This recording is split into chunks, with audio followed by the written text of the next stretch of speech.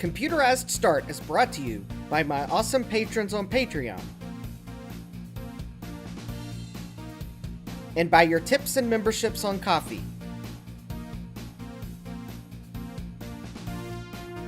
These and other channel supporters make my live streams possible.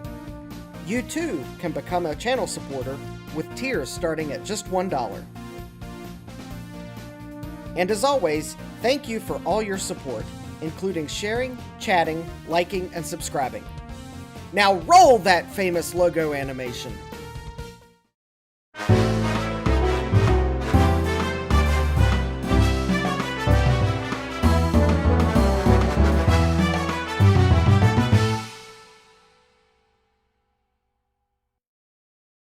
Good evening and welcome back to Computerized Start Live! I'm your host, Justin D. Morgan. We have a full house in the chat. We have Thomas Armstrong. Hi, Thomas. We have eWaste IT. Hi, eWaste IT. We have SadMac356. Hi, SadMac. We'll see if we get to computer. You'll see why in a moment, or two or three. And also I am being pinned under my cat. Well, I have no fix for that. When cats want to hold you hostage, well, it's their terms or their terms. We have Kevin. Hi, Kevin. We have Gutbomb. Hi, Jason. We have Hardware Hacker. Hi, Hardware Hacker. We have CMD Big Mike. Hi, Big Mike. And we have Jesse, I8386SX, here physically. Well, you're here physically. That's sometimes all we can do. Hey, and I got back to my chair before the famous logo animation rolled because I had to go grab a box that had some Memory Masters RAM in it. Luckily, I remembered where the box was, or you would have thought Dinosaur ate me.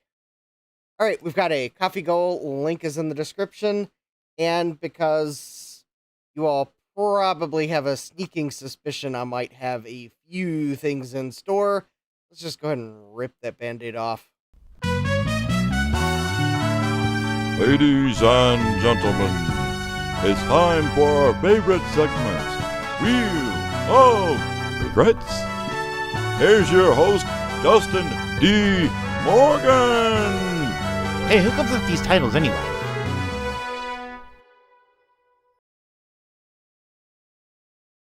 All right, and we have one item tonight for Wheel of Regrets that came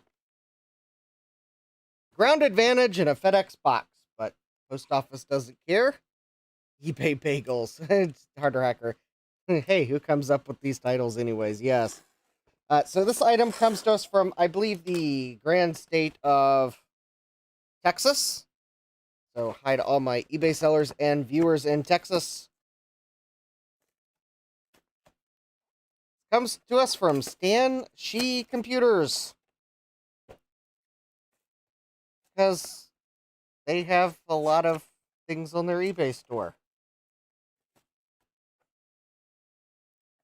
This may not be the only thing that I bought in that order, but it's the only thing that is going to be revealed tonight. And inside the FedEx box, we have... Well, that was not a smooth pull. We have priority mail packaging. And I am going to be totally disappointed if there's not a FedEx Express pack inside of this priority mail envelope. Well, I guess I'm disappointed.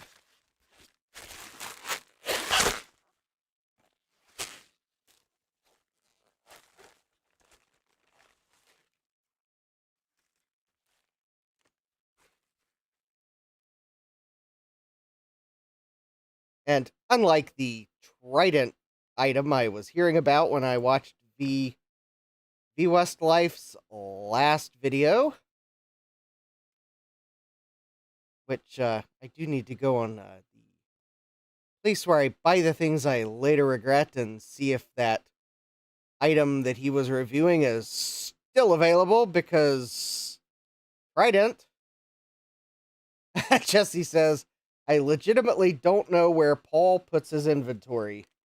Well, I don't know either, but at the rate I'm going, a few of the items are going to be in my basement. But then I guess it's not his inventory. We have,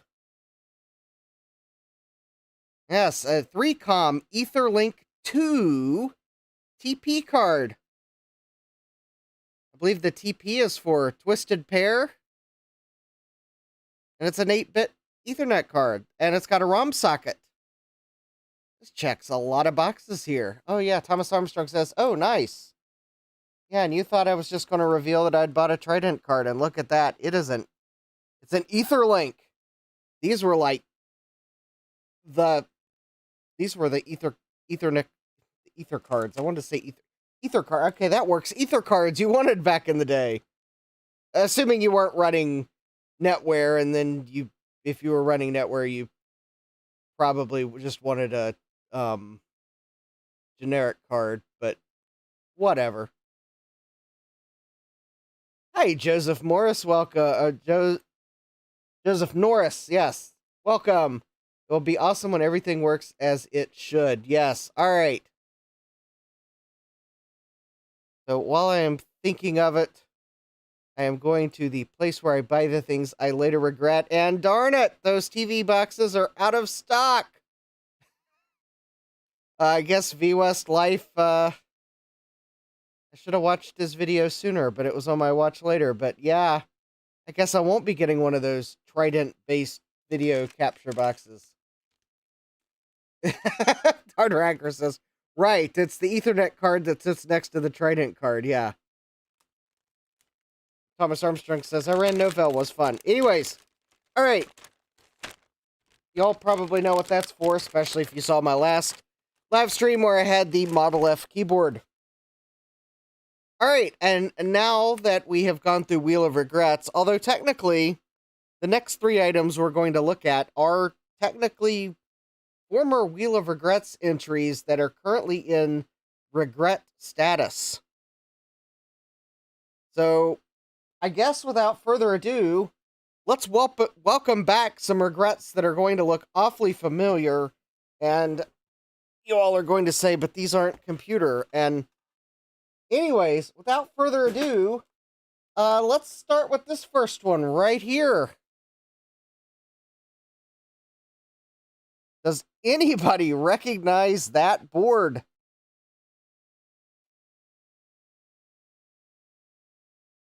Yeah, it's an LC475, but yeah, so this board has gone through the ultrasonic cleaner since you last saw it. I am happy to say that there is no mystery slick over the entire board. I will have to say that this thing spent 40 minutes. 40 minutes. With this side facing down. Because that's how dirty the side was. I pulled it out at 20 minutes.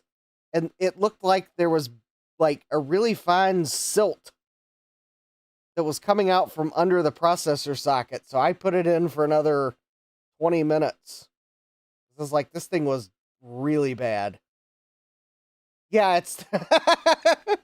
yeah, I removed all the RAM chips off of it last live stream because of a data bit error, and I was going to go to SIM-only operation, and we got more data bit errors with all the RAM chips off, so it's been ultrasonically cleaned.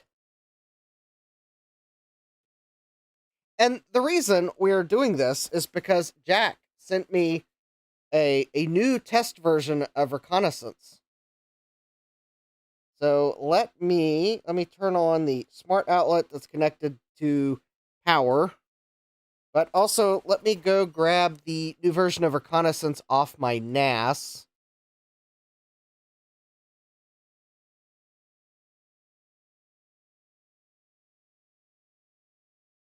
Alright, and get it on this computer.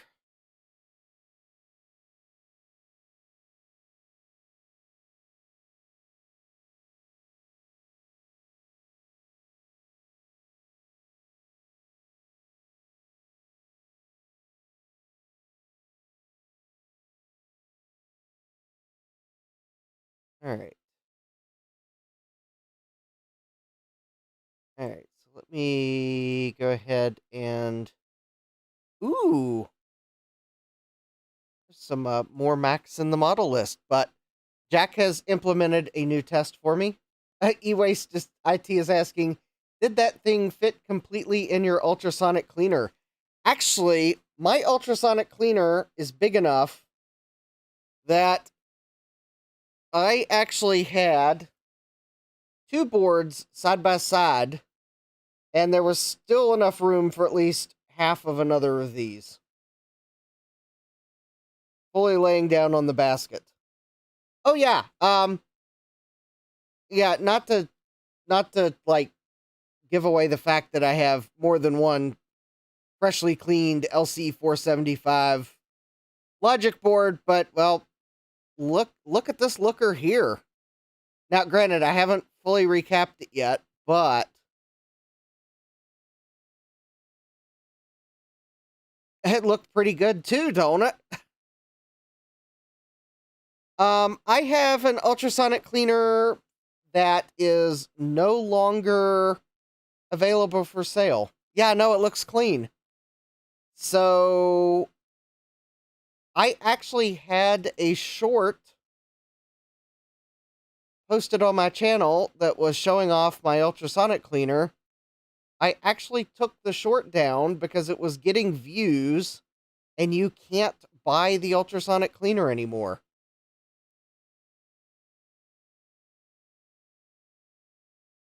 Not that it was a like sponsored or affiliate video. It just I didn't like the fact that it was getting views and you can't buy the ultrasonic cleaner anymore. It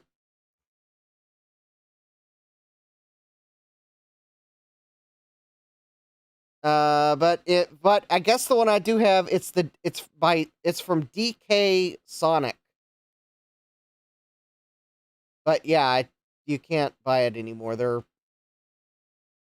the closest one that I think you can still buy. I think Vivor makes one, but I haven't personally used it, so I don't know if I can recommend it or not. My channel might be big enough that maybe one of these days I might just break down and contact them and see if they'll send me one for review. Because then at least I can have an ultrasonic cleaner I could recommend.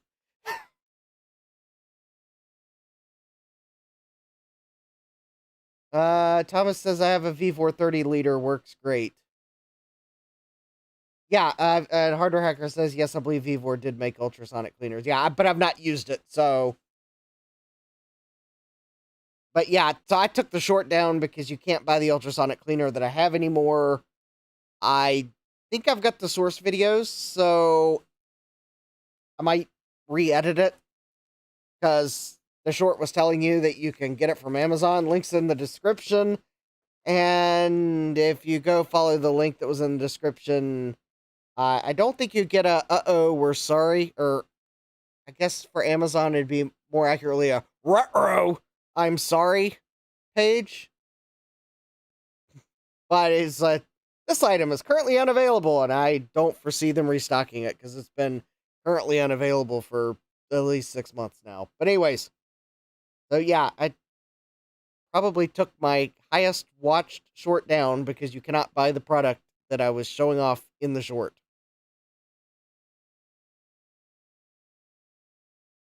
Also, in the same vein, I took a couple other older live streams down, but I don't think anybody's going to miss them because I was building something in those live streams that you can't buy anymore either. So I decided to finally take those live streams down. They're unlisted, so I think if you had them in a watch list, you might still be able to watch them, but you can't just go browse my channel and find them. But you can't buy the thing I was building in them anymore, so I took them down. And we have Dave's Vintage Apple Tech. Hi, Dave. And we have The Bold Future. Hi, The Bold Future. All right. So I've got the reconnaissance open. The reason why I was going to find the box with a Memory Master's order is because I think I ordered a...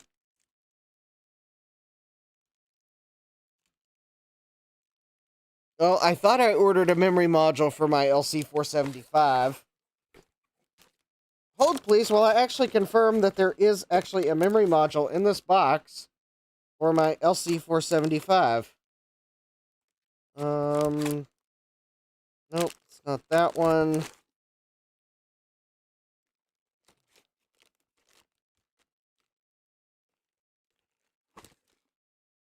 No, I didn't. Oh.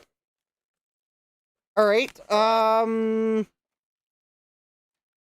that's right. I remember now. I almost bought a memory module for my LC475 and then decided not to. Hold, please, while I see if I can find a 72-pin sim, because it's not going to do anything without RAM.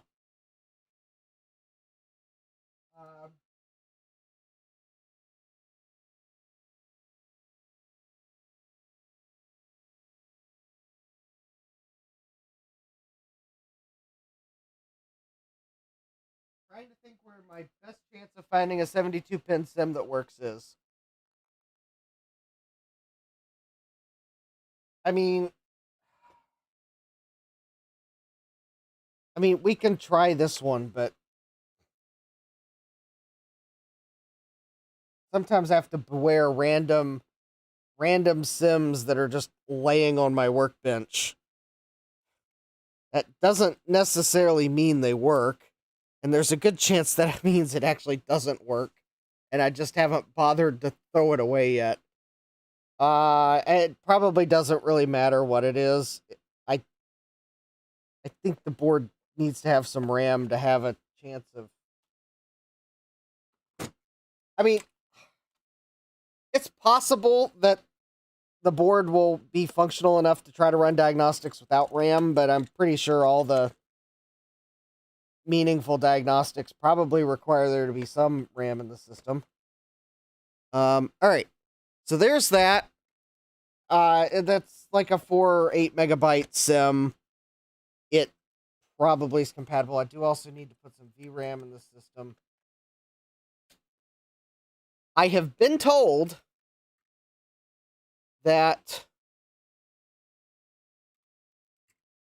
these LC475s will work if you remove the onboard RAM and then use a sim. Just obviously you will only have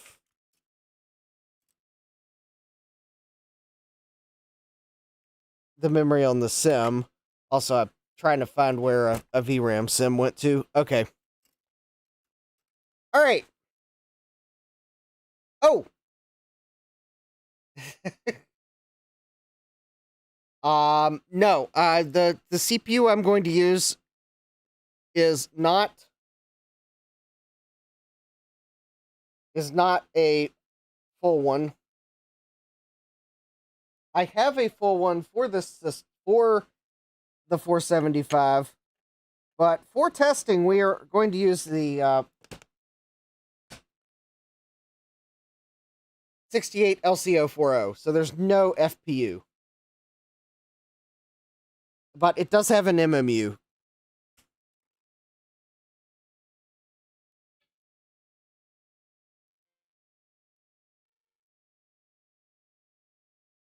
All right, not sure if you heard that chime. It might have, my filters might have filtered it out. So, where to sad Mac? All right. So, let's see what the diagnostic tests say.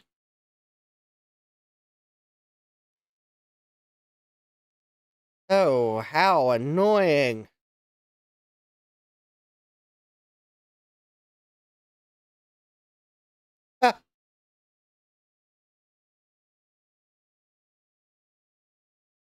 So, before I removed the RAM, we had a data bus error on bit 12.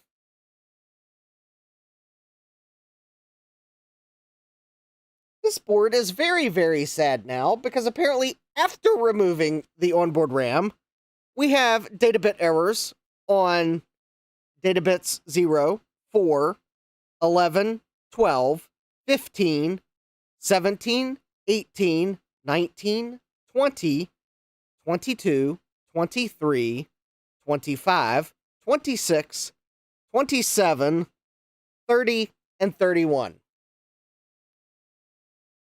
So I believe that is 1, 2, 3, 4, 5, 6, 7, 8, 9, 10, 11, 12, 13, 14, 15, 16.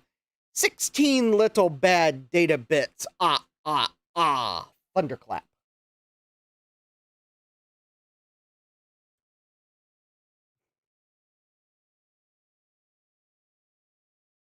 And we only had one before I removed the bad RAM. So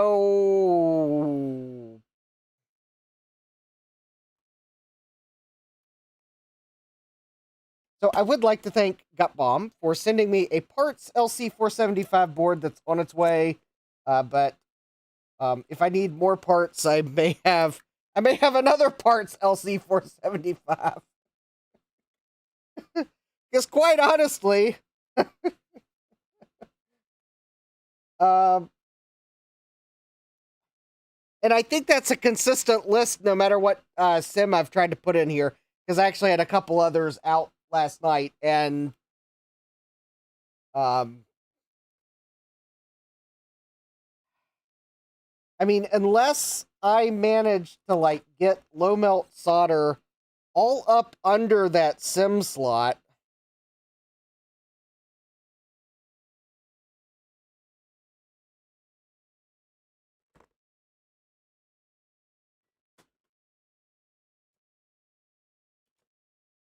which I guess I'm going to just do a quick sanity check here.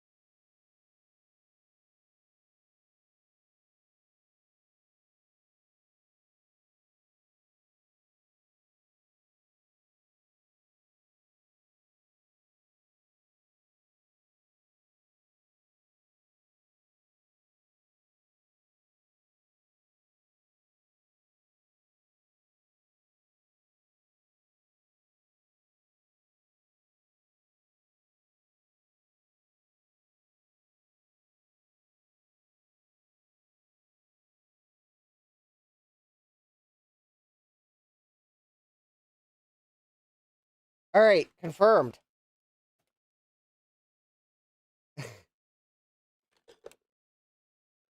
There are no shorts under the sim socket, so I did not get low melt solder under the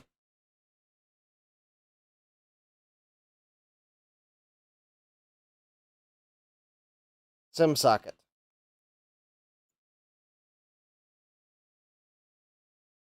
So all right, so I guess this one, because as to Thomas's point, this is a strange looking apple. This one is probably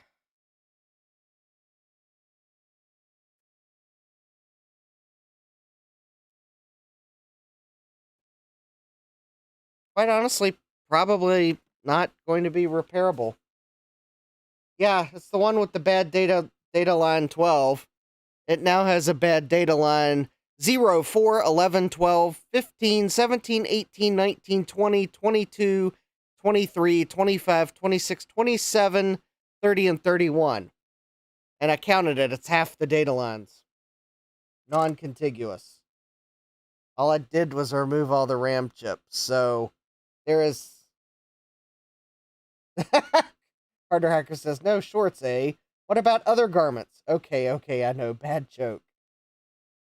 Yeah, so I don't know what happened to this board, but removing the RAM has caused... And no, it didn't work with the sim. It has not worked with any sim that I have tried so far.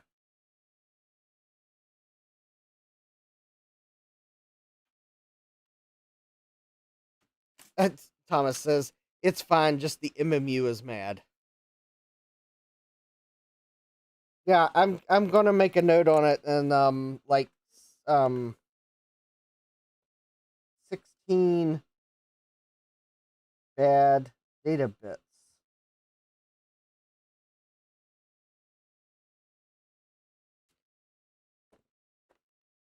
And it's been through the ultrasonic cleaner, so whatever crud was on the board, and there was a bunch of crud under the processor socket, that is no longer on the board. So the only other thing I can think of,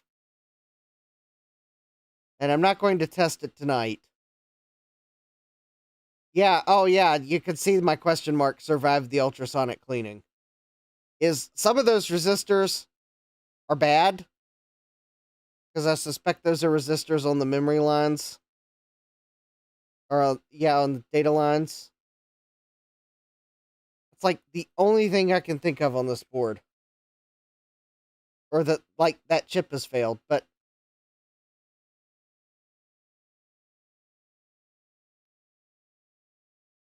Or the other thing I thought of is, was the board delaminating in the area of the memory sockets and removing the memory?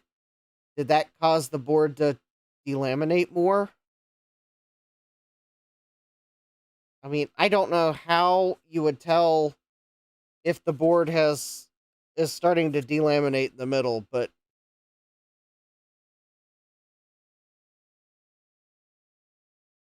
anyways, yeah, so data line 12 was bad before I removed the RAM chips. Now 16 of them are bad. And it's been ultrasonically cleaned, so... Alright, so this was board number 2. So it's not the one that was in the dealer upgrade LC475 when I got it, but it's also not, like, the most recent one I'd bought, as you can tell, because it doesn't have the ROM sim socket. So... I don't know. I'm not going to hold out much hope for being able to repair that one at this point, since the ultrasonic cleaning seemingly didn't resolve it. However, when I get the parts board from Gut Bomb, I may take the opportunity to try to measure those resistor packs and see if any of them are... Thomas says, I think it's fine, just the RAM has been sheared. Well, no, I put a sim in it. In fact, I've tried multiple sims in it. The memory controller is allegedly fine if you put a sim in it. The 040 memory controllers from Apple were more flexible in RAM placement, and it shouldn't matter that I removed the onboard RAM. Oh, Gupom says, just a sheep joke. Oh. Never mind. Alright. So, let's go on to this board. Thomas Armstrong said, I had 3 bad chips on my LC475. Well, I supposedly only had 1, but I removed them all because removing the 1 RAM chip... Well, I removed the 1 RAM chip, and then I tried to find the broken trace, and I couldn't actually find the broken trace, even though I thought I'd found the broken trace. Just realized I don't know where my battery went.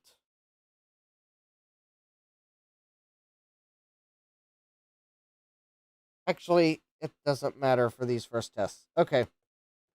So this board, we were getting popping noises from the speaker and no sound.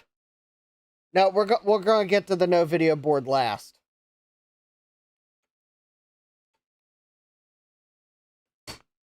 Because the no video board actually passed all the diagnostics in the previous version of the test software. So we're going to do it last because we may get sucked into testing. Oh no, we're live tonight, Mike. No, it's no streams next week and the week after. But there was going to be a stream tonight. Thomas Armstrong says, I haven't seen a 475 clone PCB yet. Well, me neither. All right. So this board is the one that we had no sound, but I wasn't able to get the test mode to run. But it's been ultrasonically cleaned.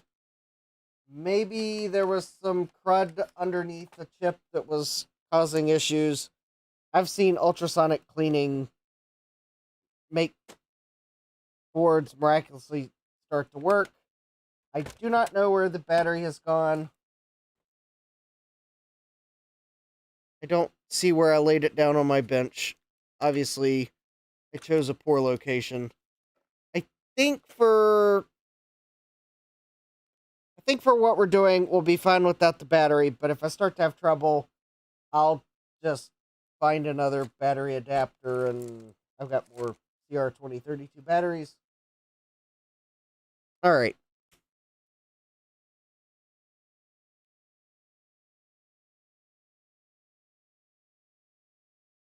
Well, it made some disconcerting noises, and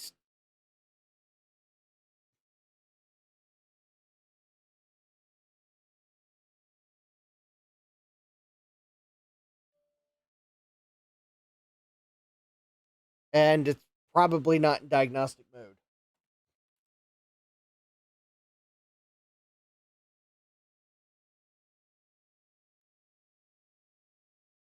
Also, I don't think it's responding to key presses at the moment. All right, so we'll power it off, power it on, and we have a SADMAC chime. All right.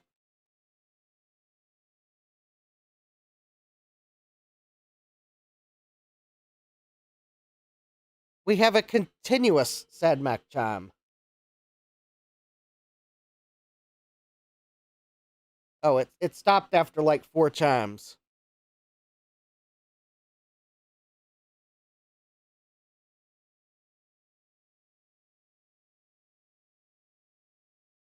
And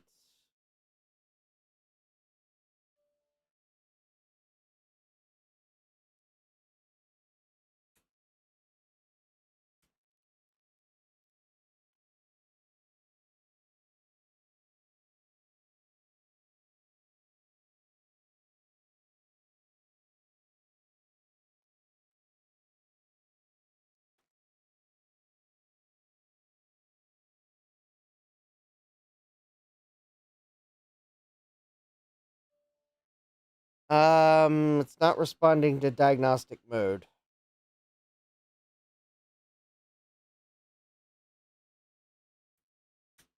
All right, before I completely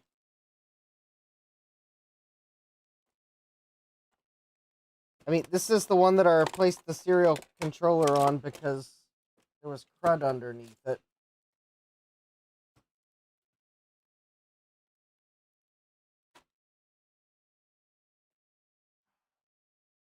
All right, I don't know what I did with the battery I was using Tuesday.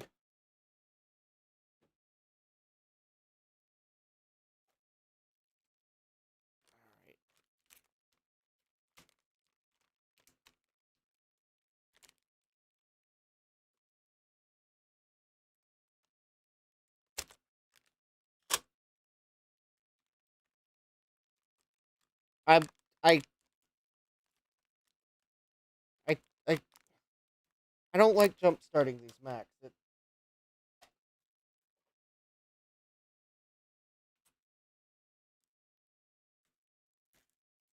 Not because I think I'm going to damage it, because I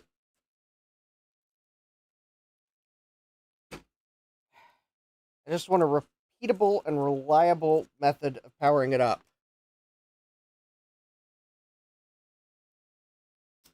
Especially because it's giving me more than one death chime.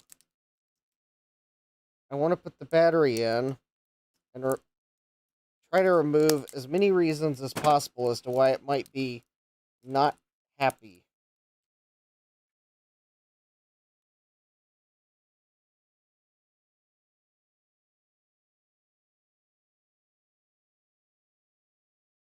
Alright.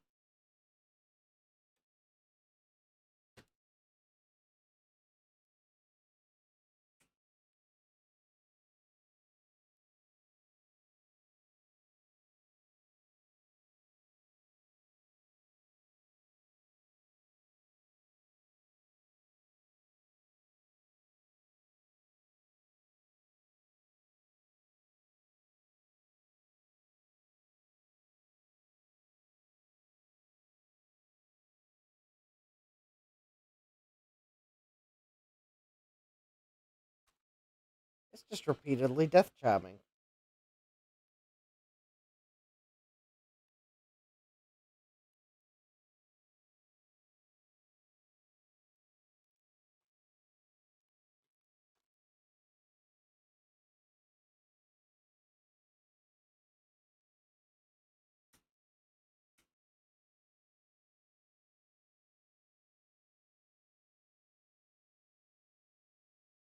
Well, there we go. Alright, now will it run diagnostic tests? It only death chimed once this time. And it does not appear to be responding.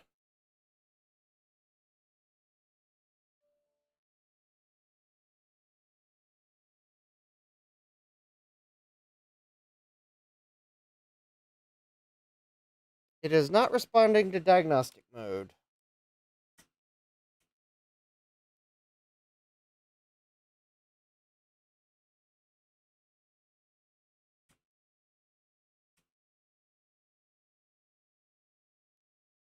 It's also never chiming.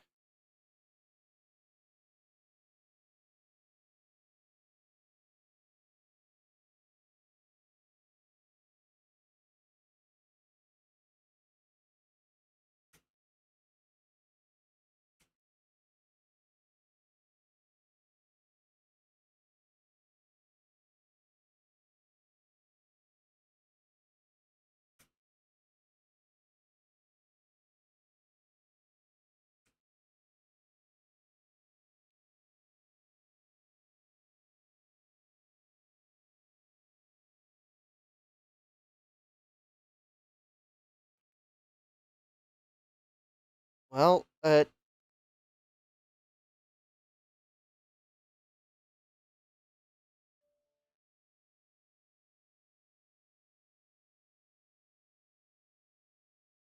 I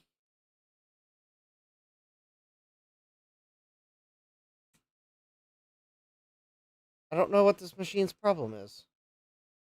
It's like it's never chiming, but it's like death chiming one or more times every time I power it up. Which almost seems to me like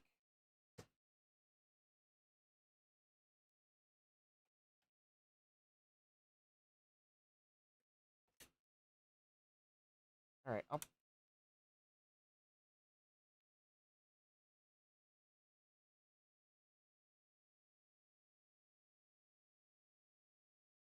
mean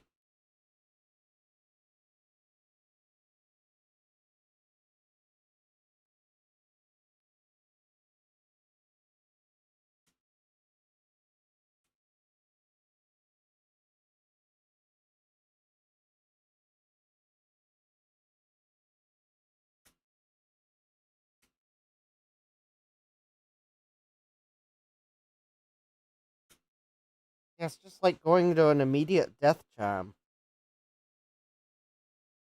I don't know what that means on the LC475.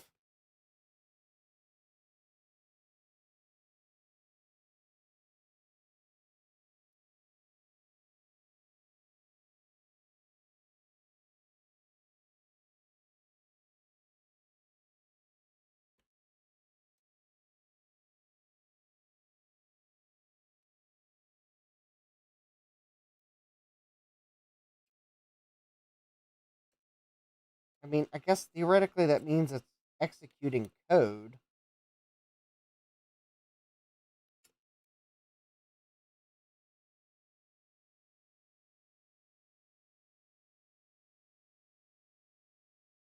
you have to have two VRAMs in the 475.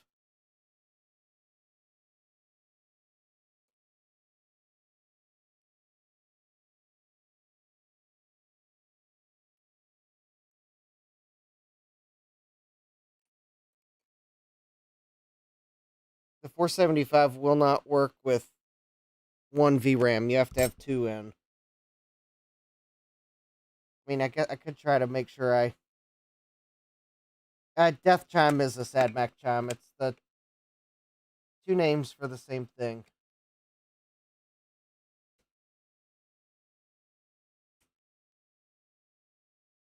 Oh well, of course it's not going to do anything there. I'm gonna put my other CPU in. Or, no, I'll put the same one back in.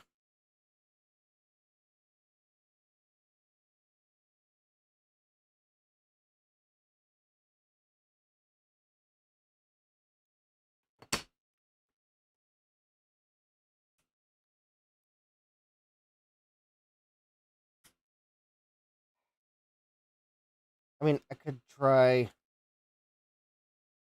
another set of VRAM sims.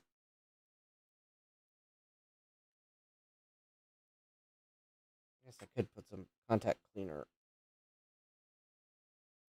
Despite the fact that I ultrasonically cleaned the board, which should mean all the oxidations cleaned off the board, but alright, we'll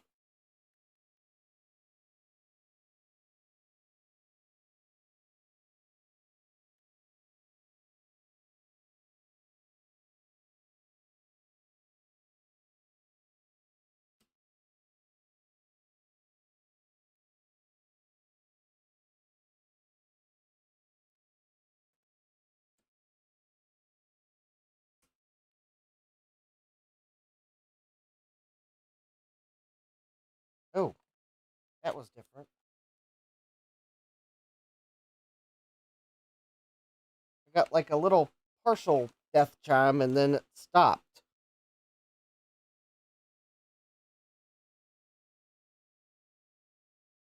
But I don't think it's in diagnostic mode.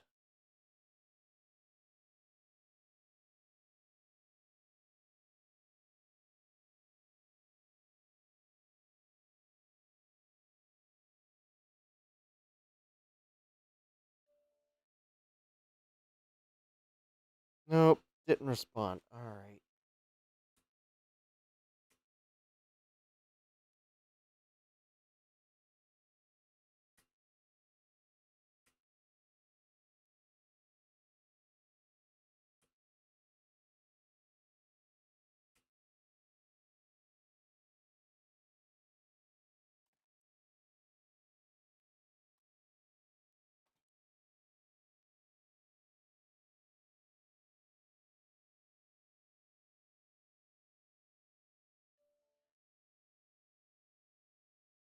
Oh, wait a minute. I just realized one of those errors was a the target Mac did not respond as expected. Actually, I think the diagnostic test might be crashing on this machine.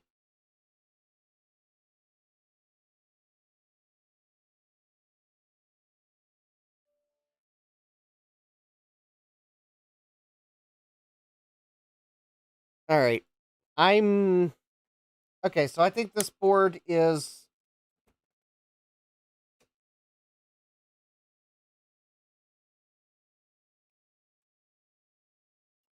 I think this board is in need of further diagnosis. I'm wondering if it's got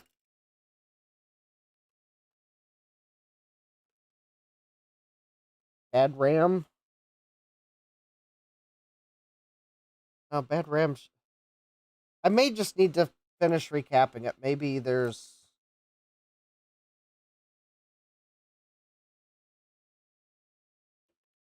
Oh, I got another processor. I'll just leave that one on here. I mean, maybe I could be convinced to try to replace the last four capacitors and try again. Maybe there's not enough capacitance on the board to for stable operation. They are Samsung memory modules.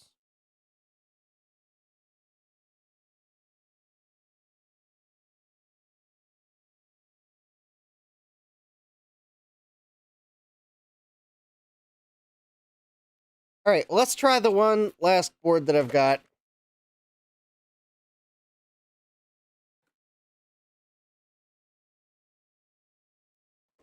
I'll put the other LC 475 processor that I have in it. It's also been ultrasonically cleaned. And now this is the first LC 475 board, the one that was in the dealer upgrade machine when I got it. And this one, it's never output video. And this is where this new version of Reconnaissance is going to come in handy. Or as I think the young ones say, it's going to come in clutch.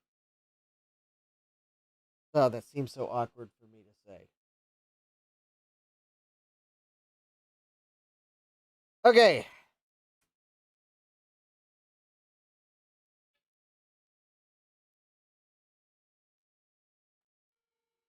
Okay, so I had to manually enter diagnostic mode because this machine will actually not SADMAC. So if I run the diagnostic tests,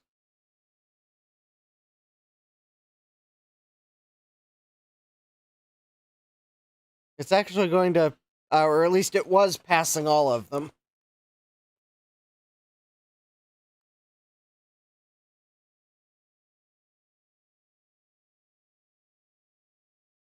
But Jack added a new test, and it's a video test where Reconnaissance will actually initialize the onboard video 640 by 480 by 72 hertz. And I think it'll run a VRAM test. So there we go. It's running the VRAM test.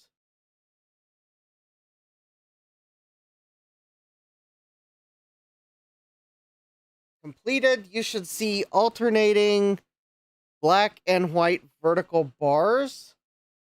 Oh, yeah, don't forget your battery.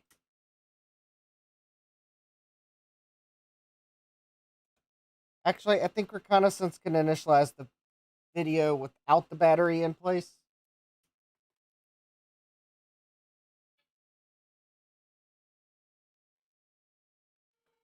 All right, let's try running it again.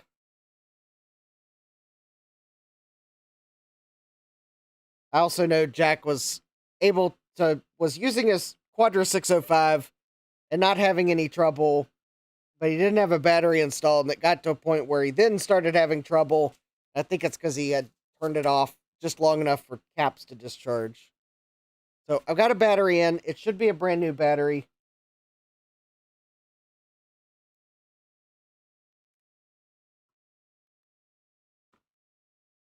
In fact, I'm going to measure the battery voltage at the battery terminals on the battery holder.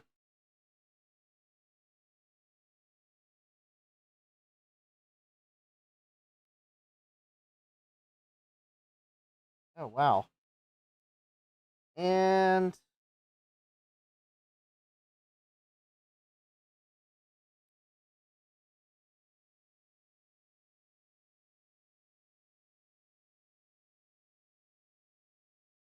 oh yeah, I got 3.3 volts there.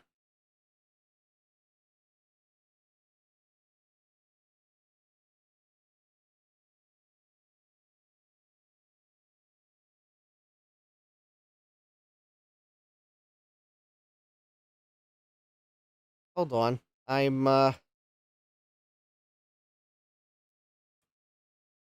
This battery adapter is not making very good contact.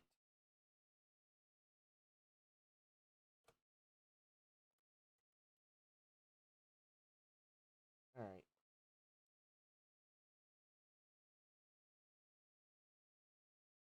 The battery was good, but I wasn't seeing voltage at the terminals.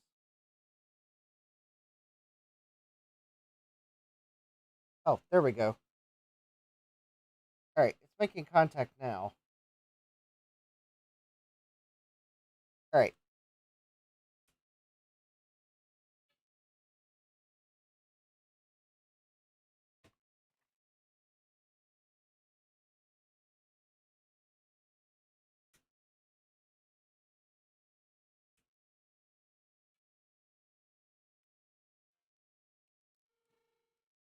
Alright.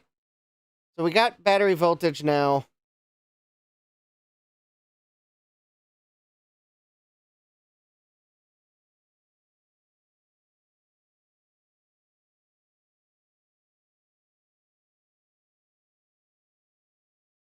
Even with a battery installed, I've never seen video being output. Now, I don't think my scaler is going to like 72 hertz, 640 by 480.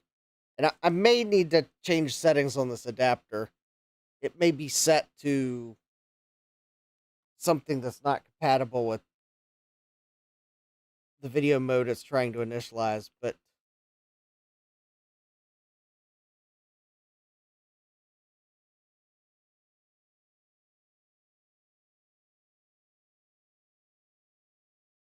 because I do not see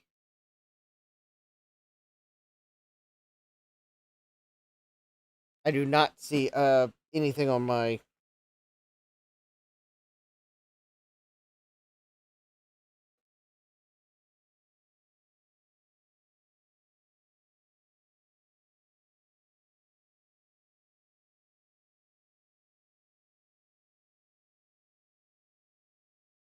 multi-sync monitor.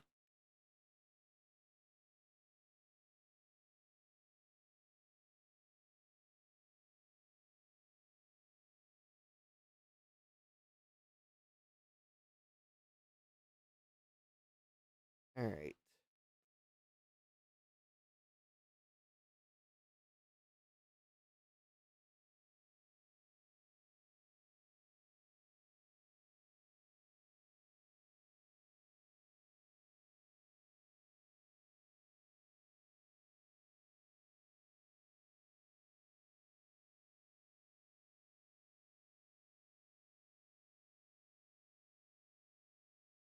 Oh, wait. Um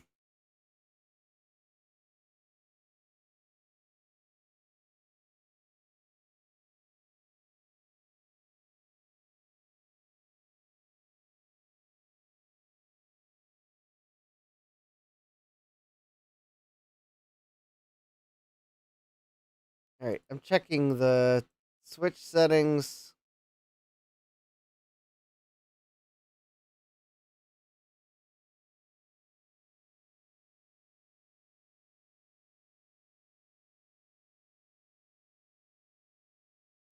Oh, they're probably fine. All right. I am not seeing the test pattern.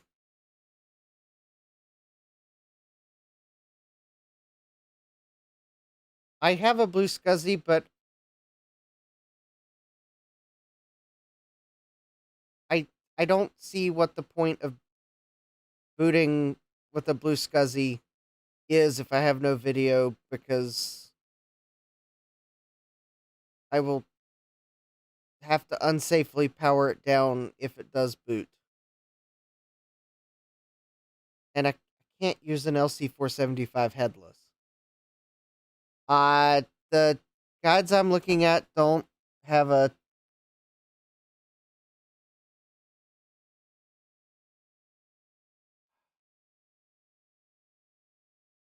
16-inch monitor setting.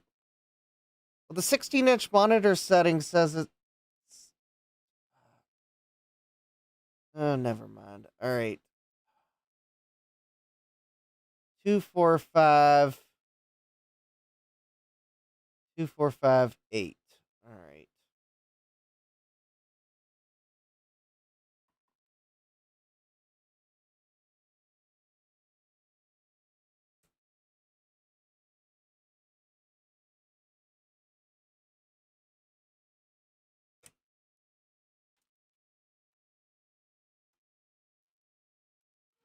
Okay, I've changed the video adapter. All right, let's run it again. And if this doesn't work, I'm going to pull out my... It was working the last time I used it, LC475. I'll put it into diagnostic mode, and we'll see if I see a video signal on the multi-sync monitor when it runs the video test. Just to at least see, is my multi-sync monitor compatible with the signal? Alright, so we're running the extra RAM test.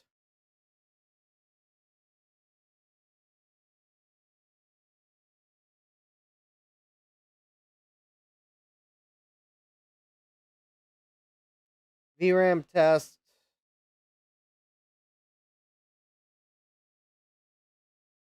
And I should see alternating black and white vertical bars, and I do not.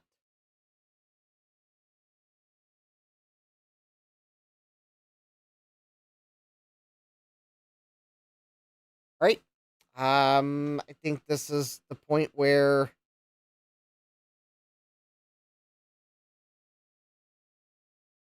I think I do need to double check that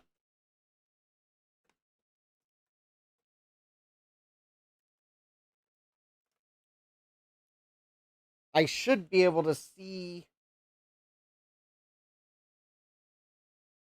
black and white vertical bars. All right, so let me go grab my working 475.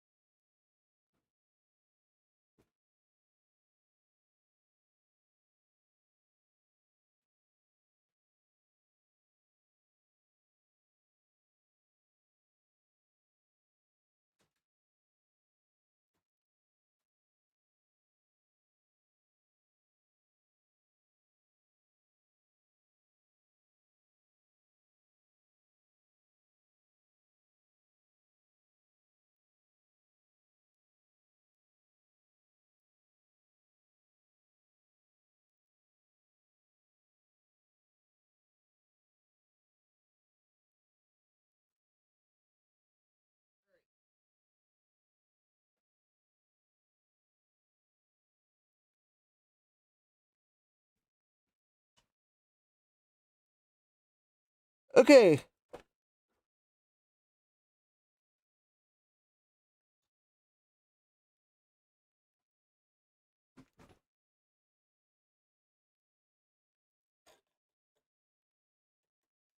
So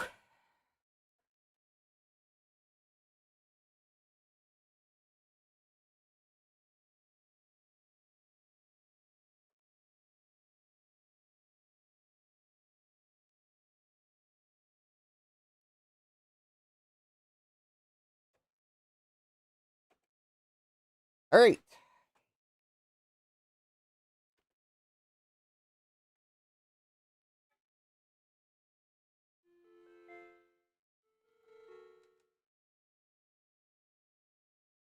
Okay.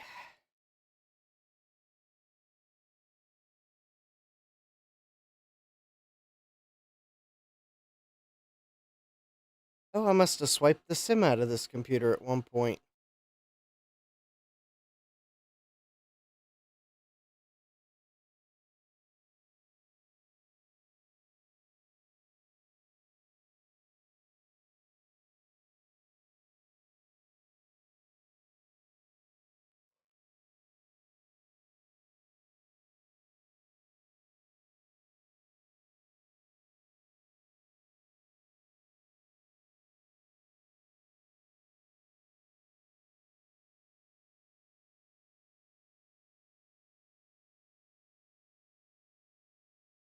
Oh, this does not bode well for that board.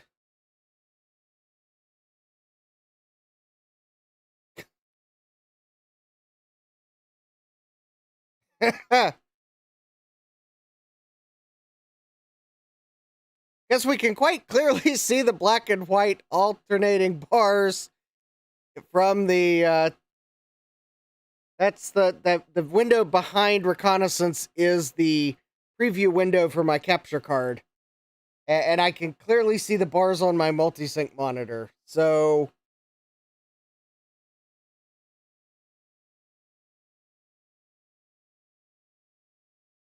that's what we should have seen on that other board.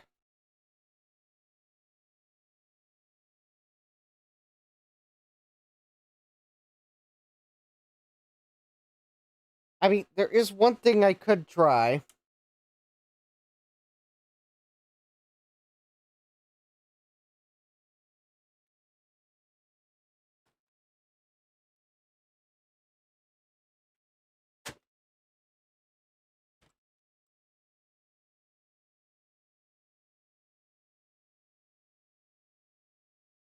Oh, I did swipe the sim out of here. That would explain it. All right. So I'm going to take the two sims, the two VRAM sims I was trying to use.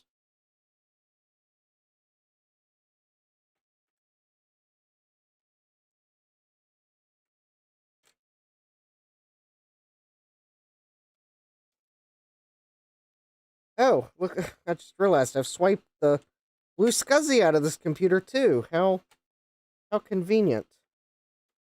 All right.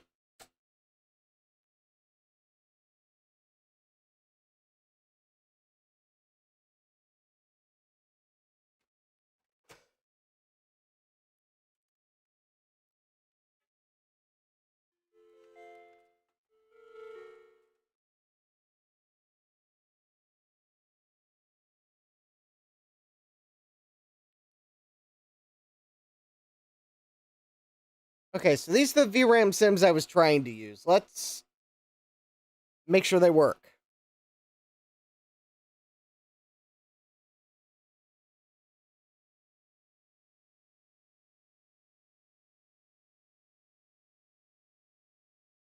I mean, and I guess I could see if I've got a blue SCSI with a bootable image.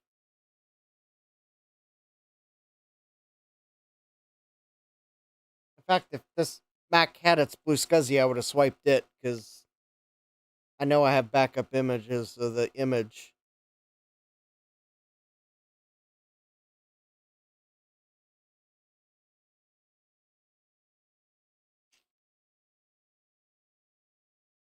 Well, beats me what's wrong with that first board, but quite clearly, these VRAM sims also work.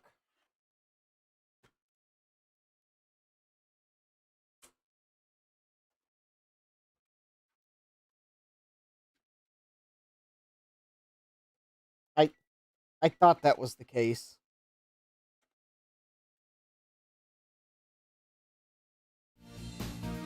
Computerized Start is brought to you by my awesome... Wrong button!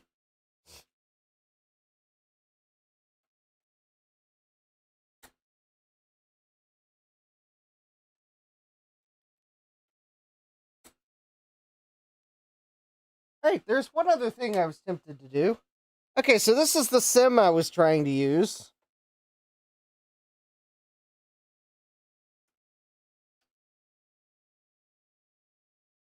Let's see if an LC475 likes it.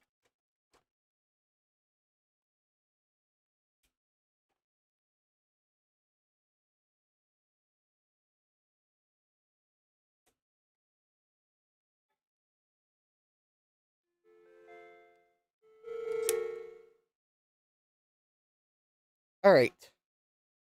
Also, helps when you turn the correct power supply on.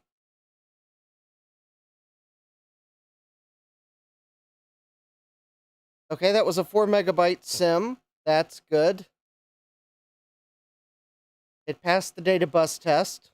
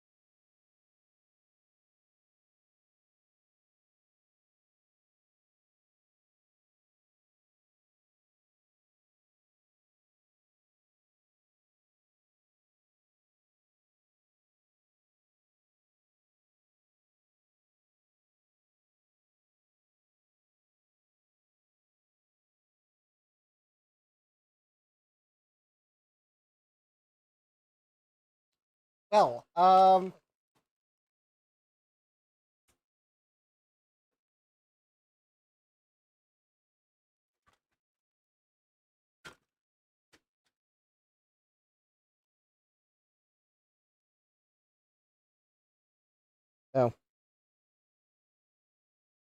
Okay, other than the fact that the fan in my LC475 is starting to get a bit noisy,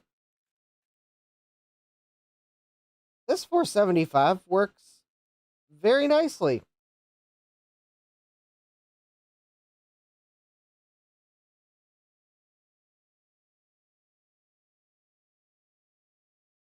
Other than it had extra RAM in it and I've swiped it for some reason, but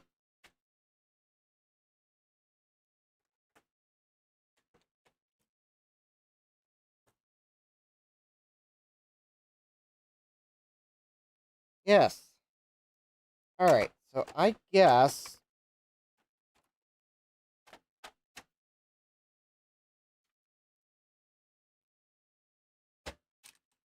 alright, let me see if I see a blue scuzzy real quick. We can test that one board to see if it looks like it's booting. I guess we can risk a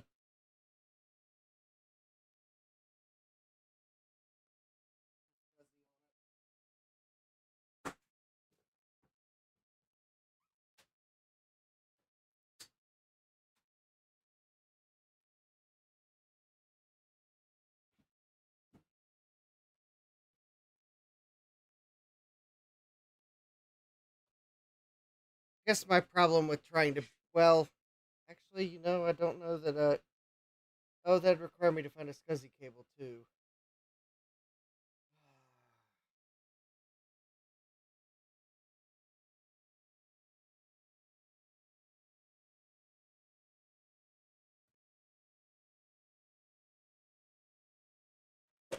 Well,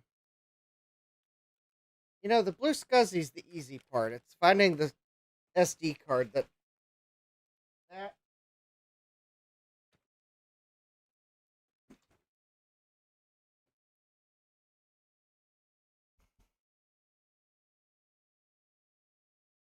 I know what I'll do. How about instead of a blue SCSI,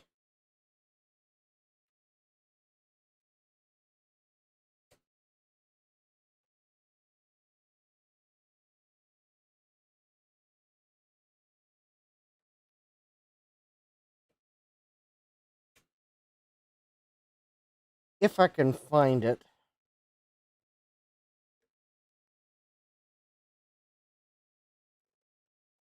I really don't expect that anything's going to change. I try one last power attempt. I might have my floppy emu at a more.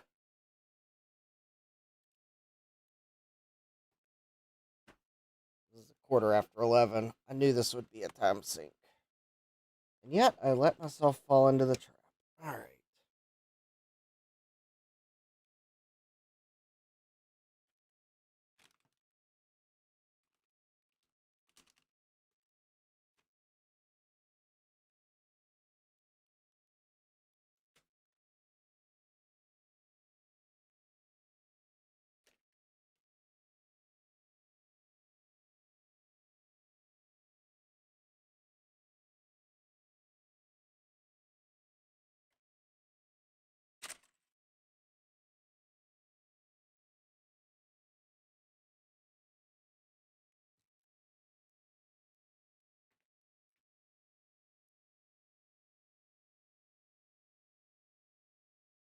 I found a SCSI cable. Alright. I've got a blue SCSI.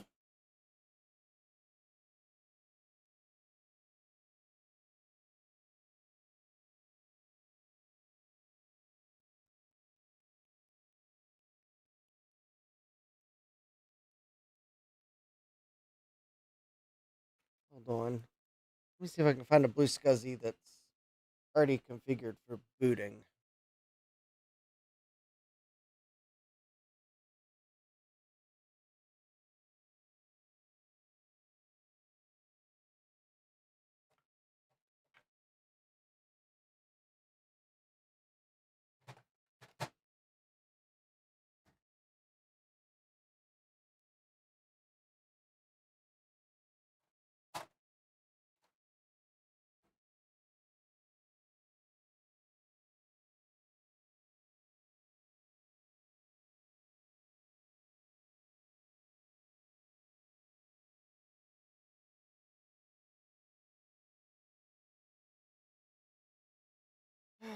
Have all my blue scuzzies migrated?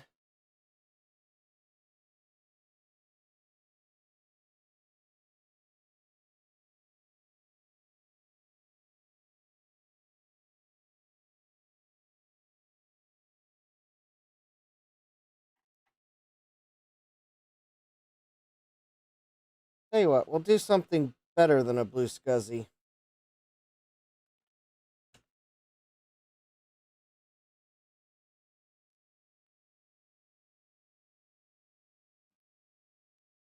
I'll plug in an actual quantum hard drive.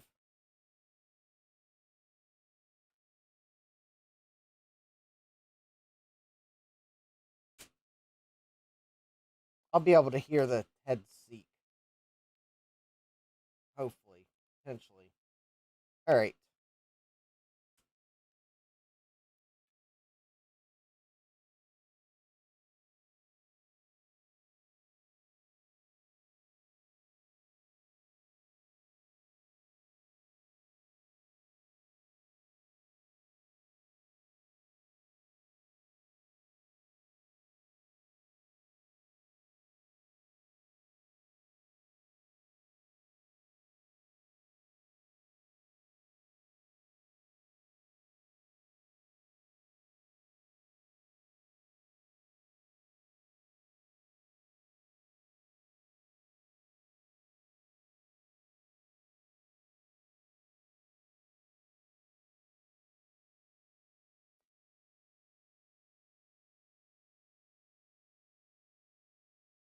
I think it might be trying to boot.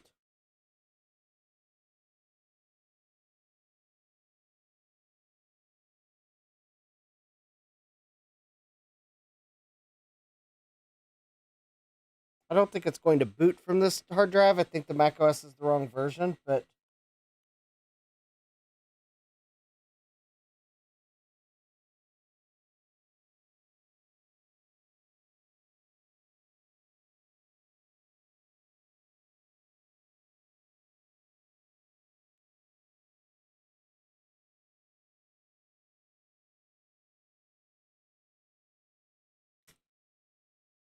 I definitely felt more than I thought I would have if it wasn't trying to boot. I think the real test is I need to find my floppy emu, because then I'll be able to see if it actually is trying to boot, because it has a screen on it.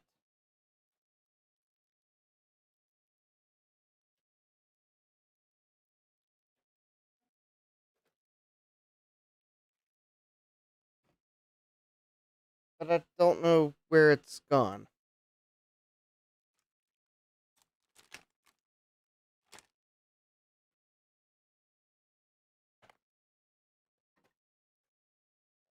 Also, don't know why the chat is like so slow.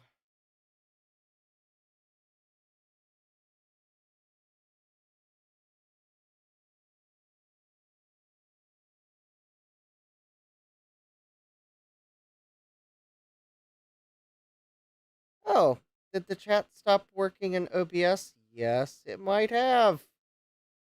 Oh, fun. I love it when the chat.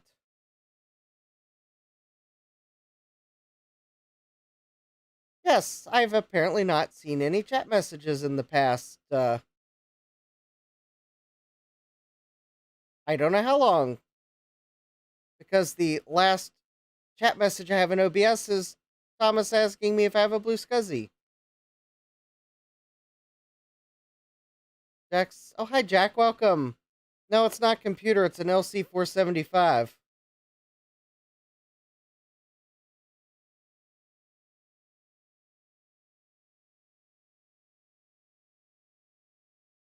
Um. Yeah. Jack. I'm not sure which error you were pointing to.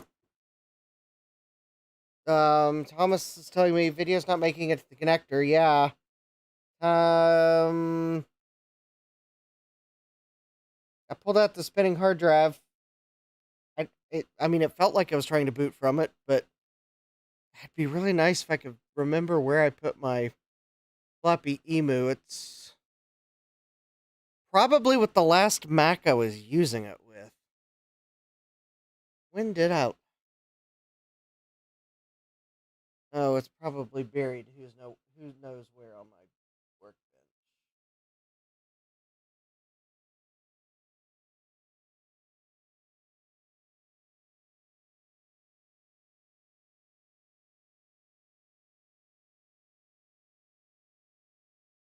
Yeah, sorry about missing chat messages, but the chat stopped working in OBS.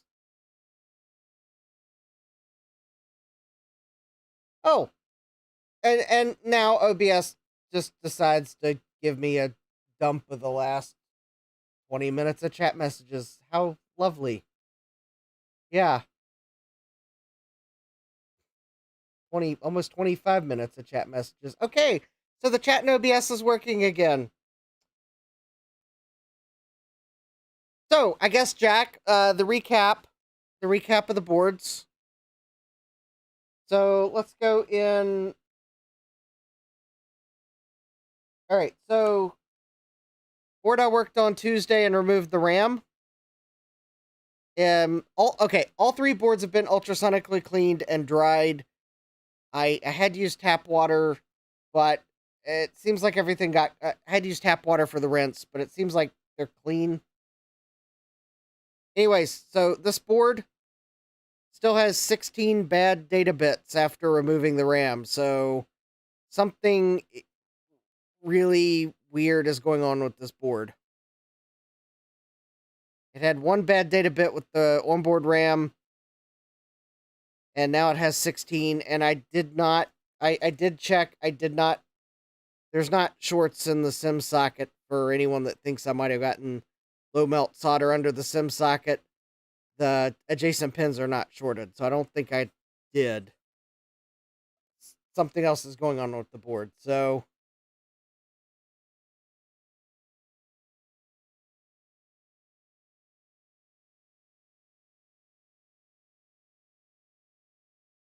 that'll have to wait for time. I'll have to clean the low melt solder off the RAM chips. I also really don't want to put those RAM chips back on because I'm afraid if I put them on and then have to remove any of them, I'm gonna lose pads.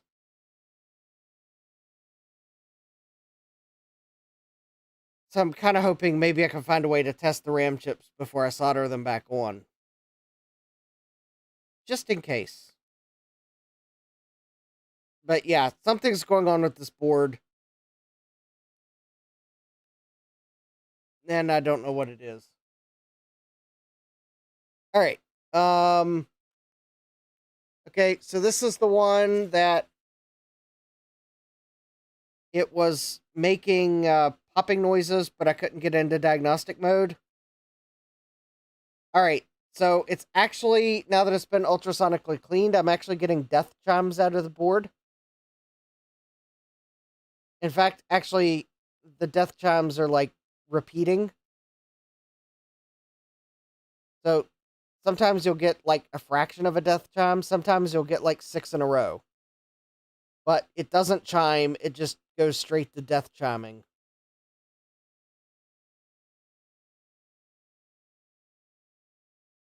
And I can't get and none of the diagnostic tests run. The most I got from it was a unexpected response error. So Jack, I'll have to send you the log. But anyways, it's possible there's some there are some deposits on the back of the board now that I'm looking at it.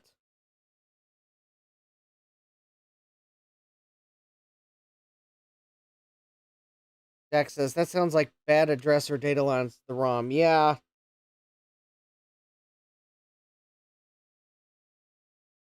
I was kind of wondering if the ROMs were corrupted on it. But I don't have a 68040 ROM sim because that would be a very easy way of checking if it was ROM corruption. Because I was thinking, what kind of failure might cause it to just endlessly loop the death chime, and if it thought the ROM was corrupted, I thought it might do it. Oh, Jack says, in fact, probably an address line. If data lines were bad, it wouldn't execute any code. Yeah, anyway, so that one, I've set it aside. All right, so this one is the one with no video, and we still have no video. I tried booting it from a hard drive. It felt like the hard drive might have been trying to boot. I am trying to remember where I put my floppy emu. But anyways, here's what it does when I try to run diagnostics.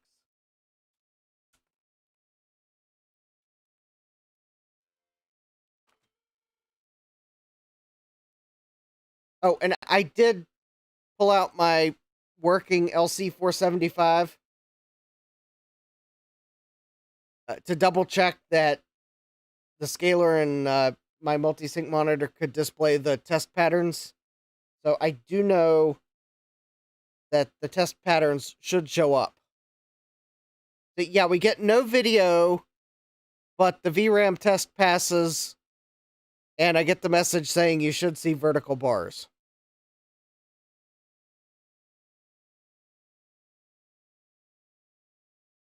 Oh, it's initializing to 640 by 480, 60 hertz. Okay. I thought you said 72 hertz. 60, yeah, 60 hertz is totally fine. Oh, I put extra RAM in it. That's why it took so long. So there we go. There's the sound interrupts, dynamic bus, VRAM test. I think it only has 512K of VRAM in it. I also tested these VRAM sims in that other LC475. So that's what we get. There's no video out.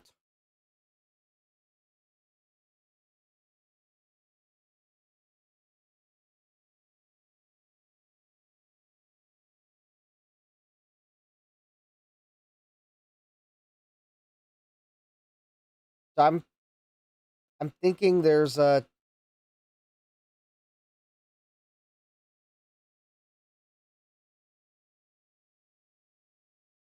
I don't see any missing components around the video connector, but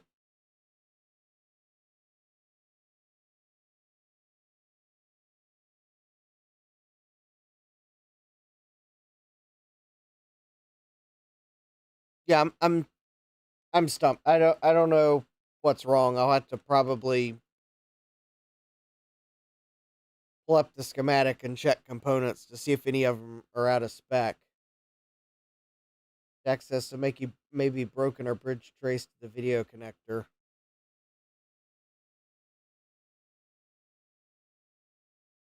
Well, my guess would be if anything, it'd be a broken trace. But the thing is, this board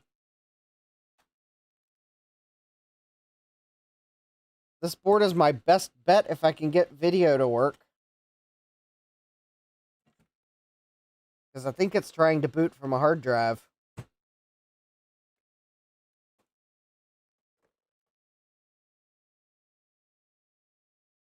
Yeah, I'll have to pull out the schematic and check traces. Guess probably check the underside of the board to make sure there's nothing. Well, actually,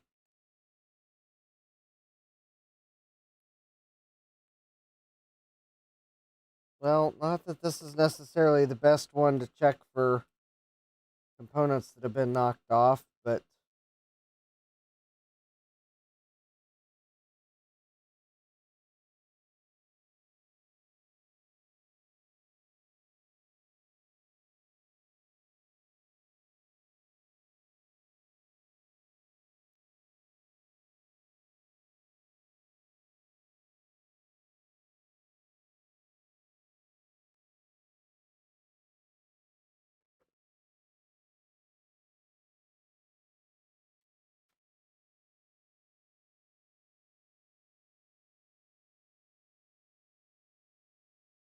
I mean, I would love for it to be an easy fix.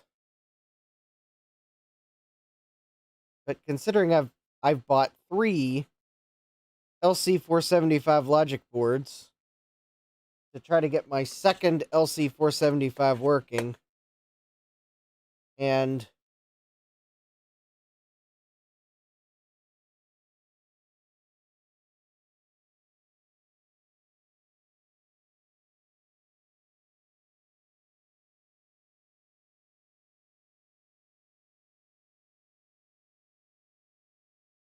they all have problems. I don't know what's up.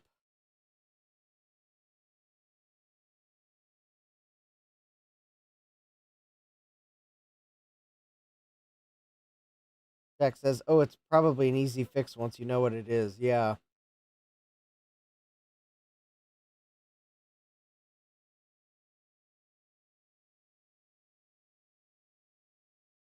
I didn't see any components knocked off on the underside of the board.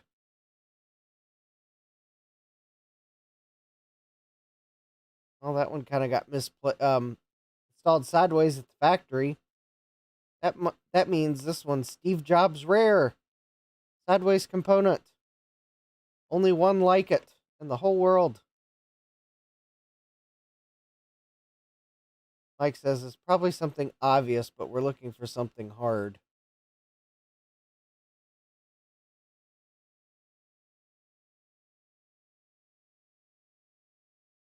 Well, I would like to think I'm looking for something obvious right now, like a component that's been knocked off the board. Although for black and white, though, it'd probably be 3 components.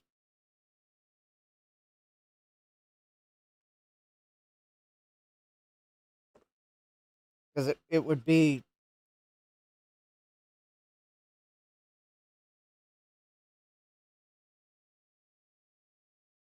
Although I guess it could be like the sync signal. Maybe the sync is.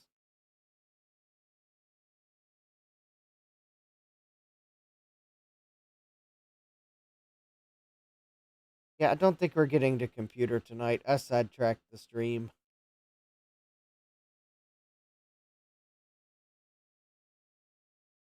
My belated April Fool's joke on myself, I guess.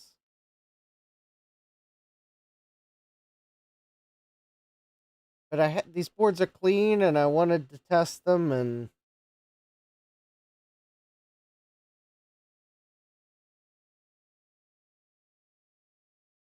see if I had any improvement in symptoms. And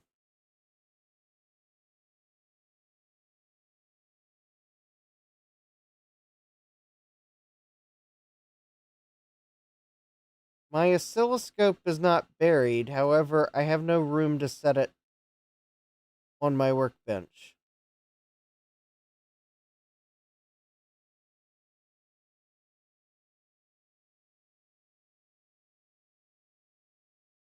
There's just there's nowhere to put it at the moment.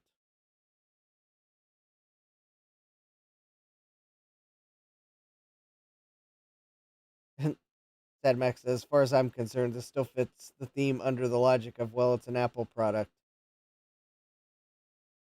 I mean, I could say that I was trying to get this to the point where I could run the Apple IIe card in it.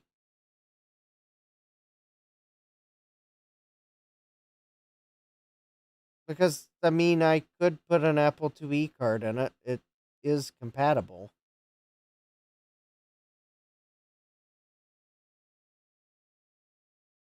You know, for having gone through the ultrasonic cleaner, there still seems to be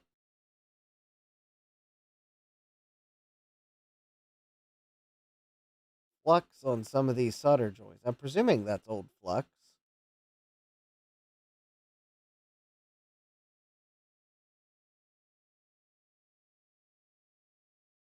I didn't spring for the 50-foot leads. No, I did not. Actually, that would be the other thing. I think not only is there not room for the oscilloscope, but I think the oscilloscope lead is buried. Yeah, Sadback says, at this point, we're just trying to get it booting. Whether or not we have expansion slot functionality is a whole other thing. Yeah, exactly. I mean, I don't see anything obvious.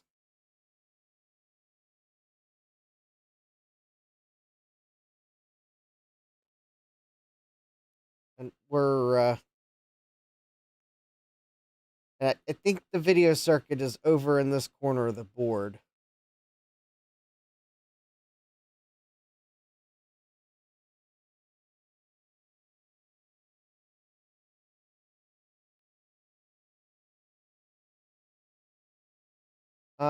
Yes, it is an AT&T one.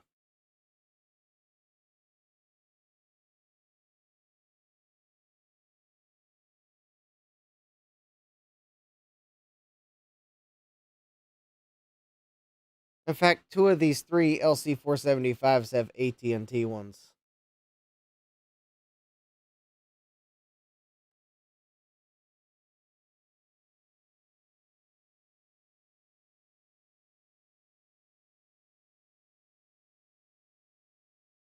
No, the closest cap that could have leaked.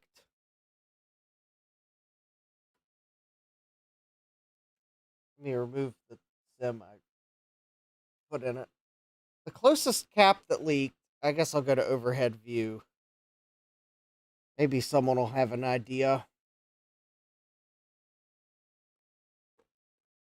All right, so here's the board. I'll zoom in a little bit. Oh, all right. So we're not going to see the entire board at once, but I'll try to get entire width. Because for things like closest cap, we don't need to see the entire board. So these two are tantalums from the factory. The closest one that could have leaked is right here. And so it would have had to have come under this, practically under the SIM socket to get to the video chip. It'd be more likely that it would have got a hold of the serial chips.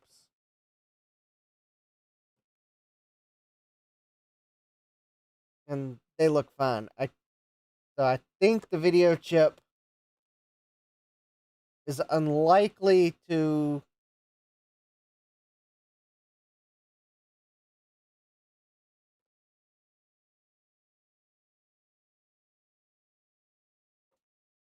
I don't think I have any shorts, Thomas.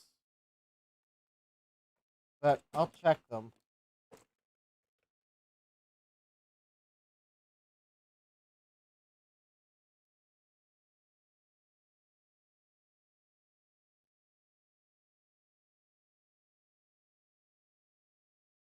Um doesn't register.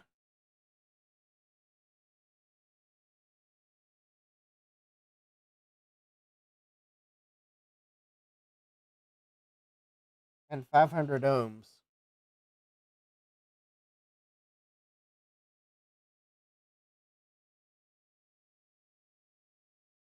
No, I guess that one's about 600 ohms.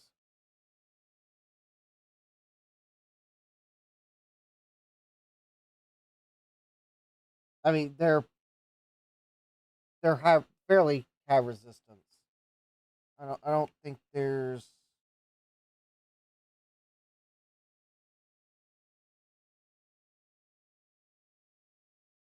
All right, these three caps I think are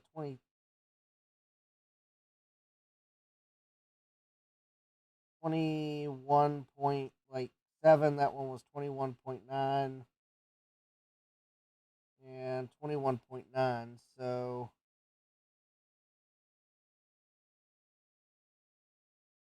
all right, I think that is an inductor.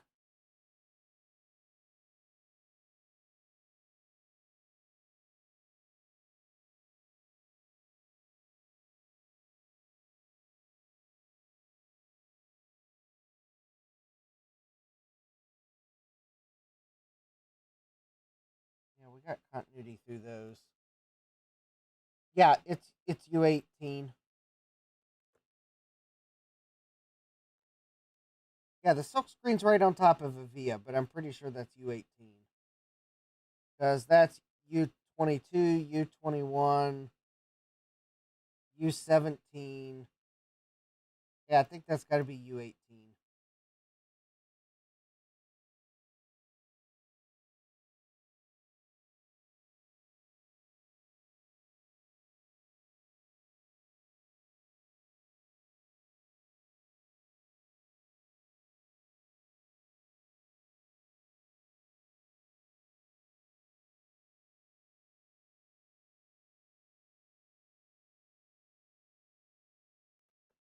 I wish I had a place to put my oscilloscope. I've checked the frequency output of this oscillator.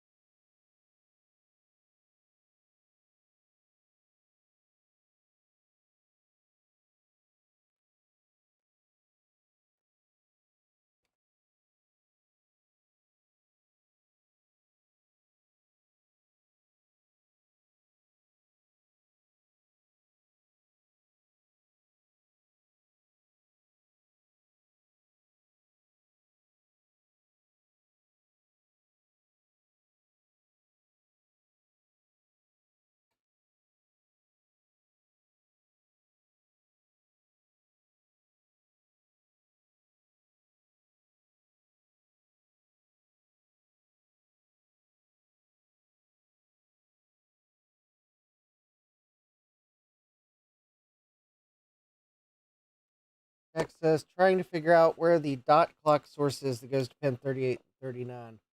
Was it G2 or O2 or whatever that part is?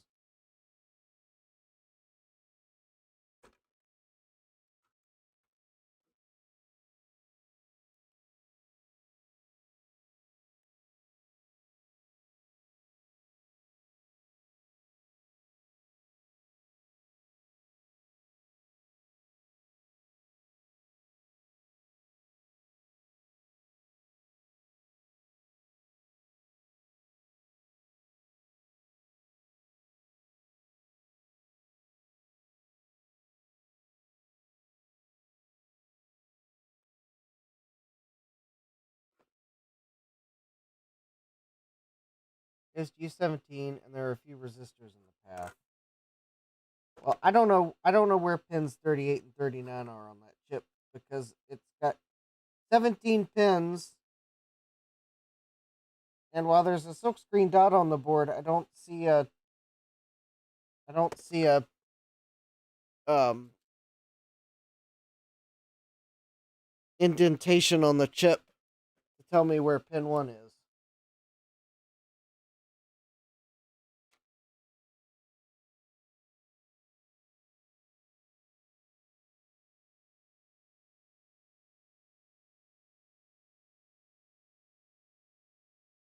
All right, looks like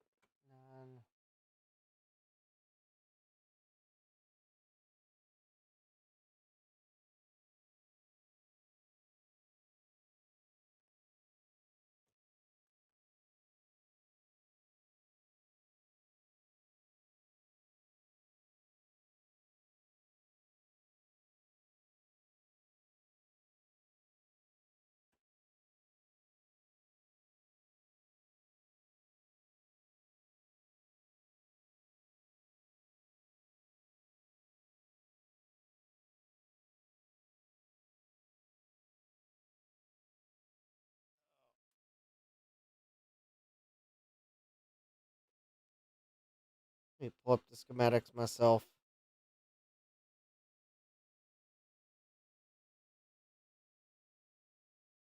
I think this is going to be a continued stumper.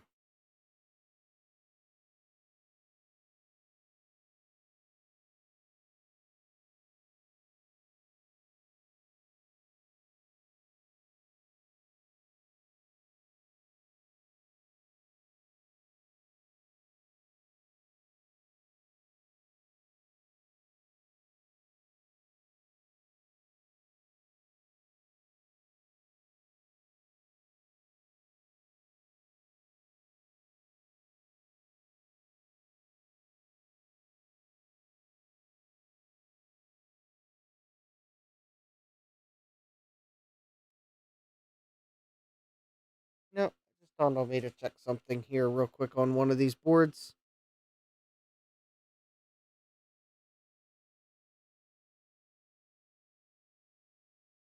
The board that's like crashing. I just saw on the schematic the page that describes the resistors to install for clock speed.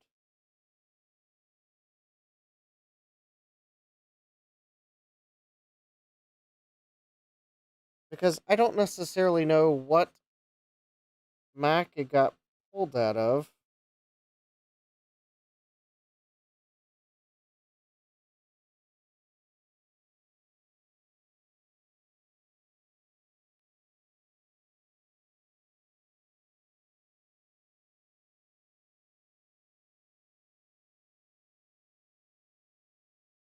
R21 and R25, that is 25 megahertz.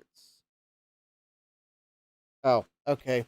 Never mind. I was thinking, well, maybe that board was clocked too high for the processor I have for it. But nope.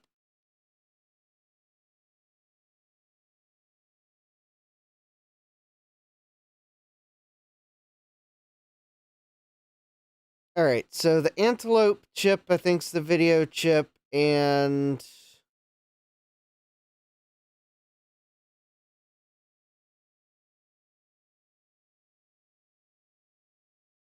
yep, there's the dot clock.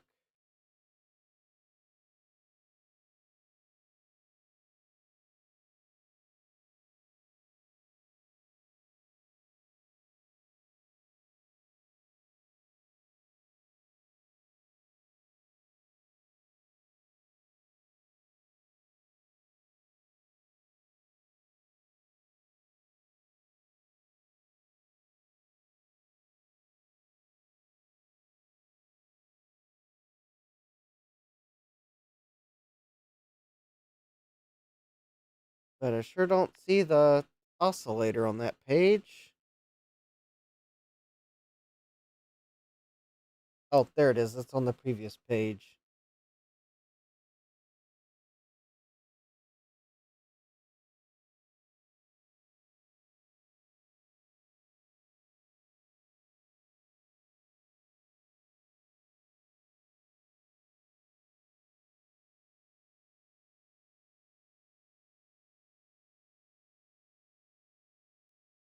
That doesn't make any sense at all.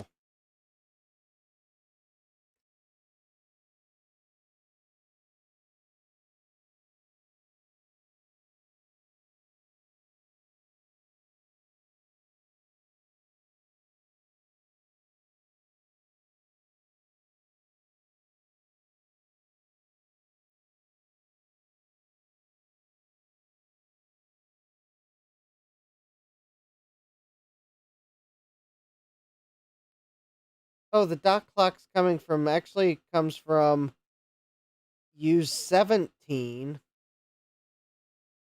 pin 8.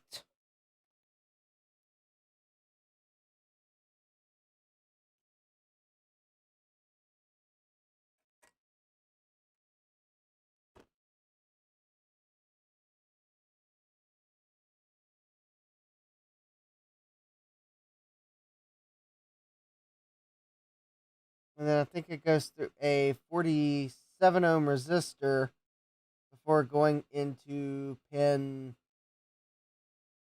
38 or 39.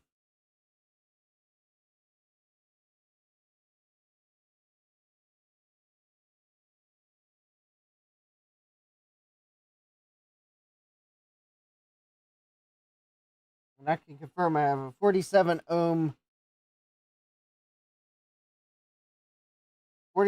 ohms between pin 8 of U17 and pin 38 of U18. So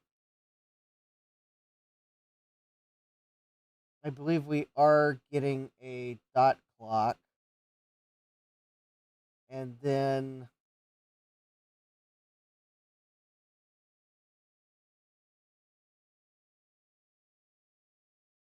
pin 39, the ground should be a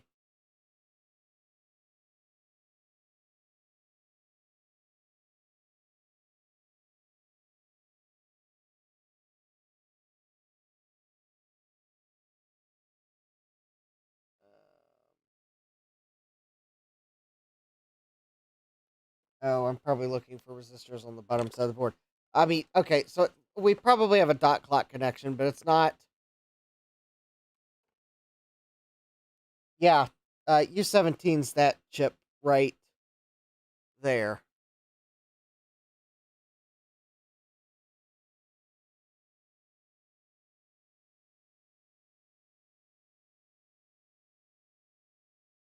I mean, it. The thought had crossed my mind that the oscillator or the clock. I think that's basically a clock synthesizer chip. In fact, actually, I think that's the clock synthesizer for the whole system. It's marked Gazelle on the schematic, and it does appear to be generating the system clock.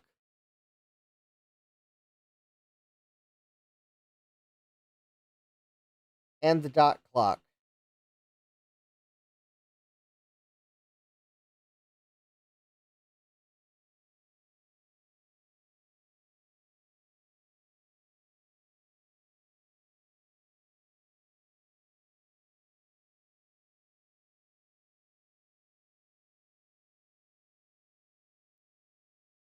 So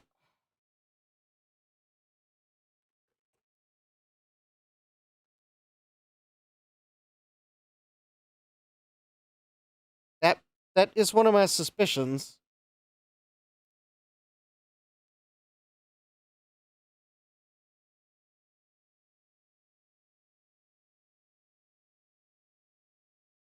Oh, that's interesting.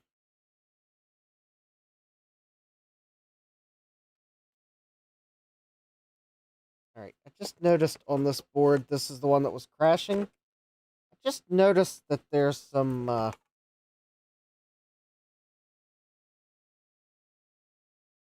crud still on the board around the clock synthesizer.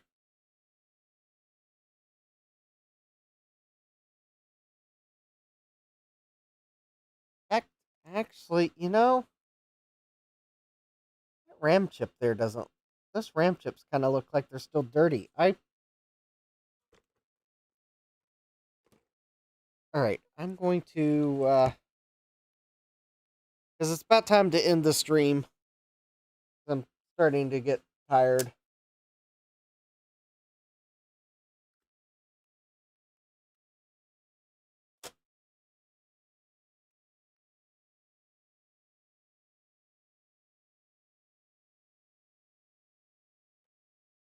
But I am going to give this board one last try after I see if I can't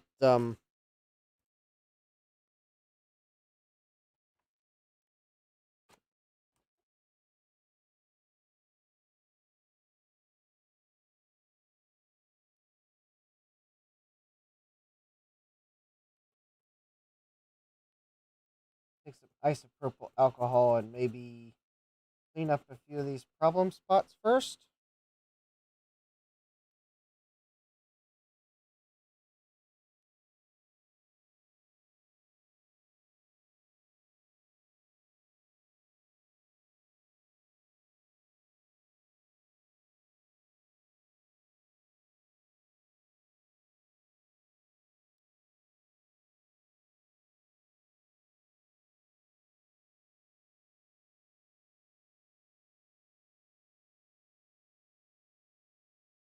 Yeah, those. Yeah, I picked up some dirt. Maybe this board needed a little more than 20 minutes I gave it to clean on this side.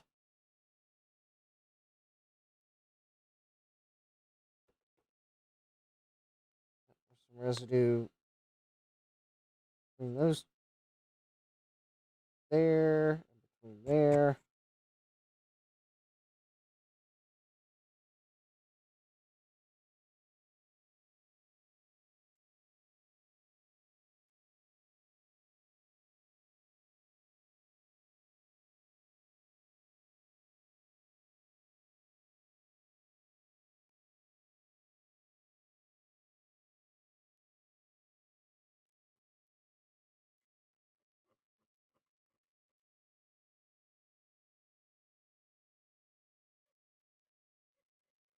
So let's do that. We'll clean the run. We'll give a little extra clean to anywhere where I see some crud around chips. And in fact, there were a few spots on the back of this board.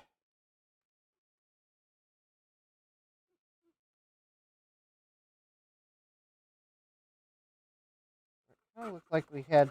Oh yeah,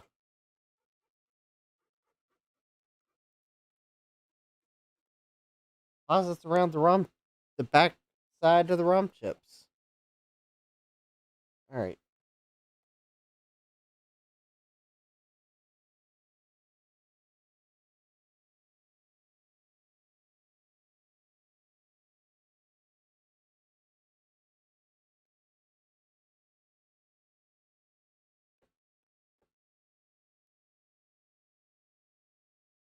I should probably get a toothbrush.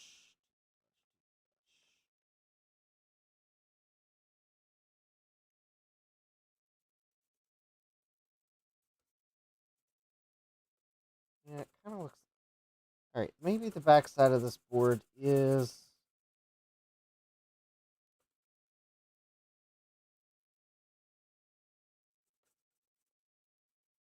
I will openly admit that rinsing in tap water is not ideal because it can leave deposits behind. I don't know that my water's particularly hard. I mean, I don't have to run water softeners.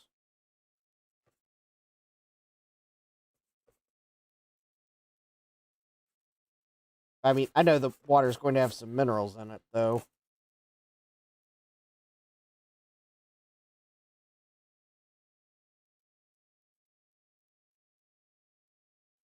All right.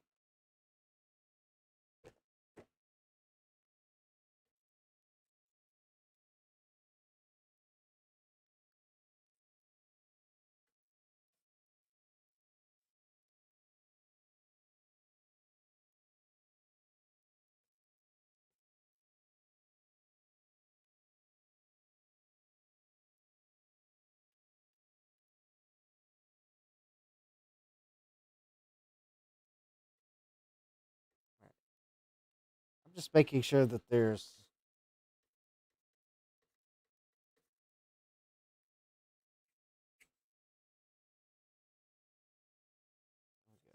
All right. So this is the board that was chiming multiple times in a row.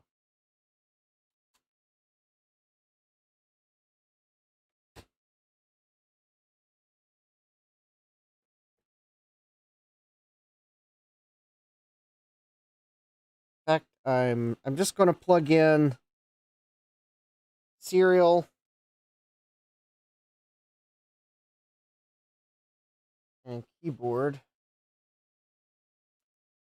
Oh, I guess I do need to put VRAM in the board.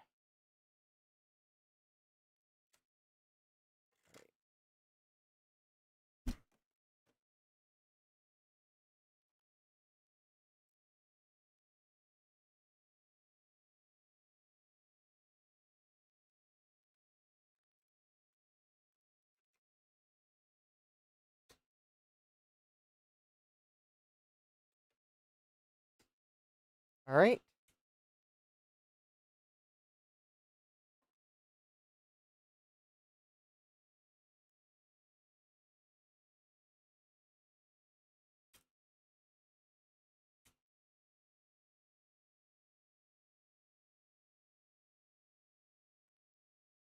Well, I didn't hear anything.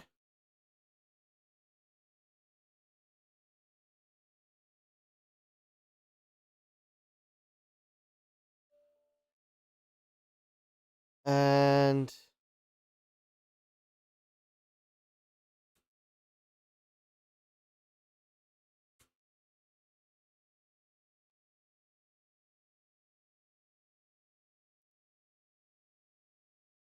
I'll try a couple times to put it into diagnostic mode.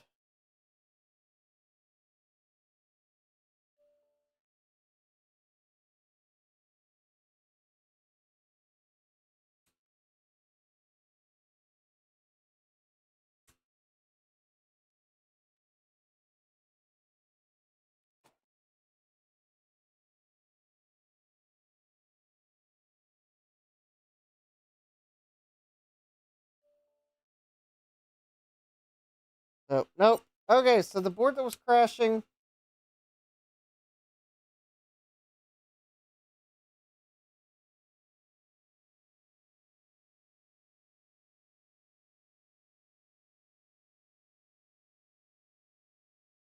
No luck with a little bit of extra cleaning. All right, well, I think with that, this LC475 stream is well, with that disappointing note, it's time to end the stream.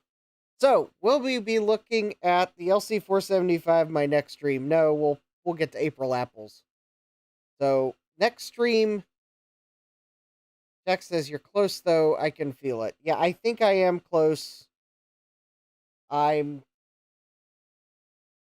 thinking that maybe I just need to compare values of some of these components between boards and somehow get my oscilloscope over here so I can check clock signals and whatnot. Anyways, so next stream is going to be April 21st. I believe is the Tuesday of that week at 8 p.m. And we'll probably look at computer. So, and if we finish with the computer, then we'll pull out the Flex 64K. So it'll be an Apple clone week.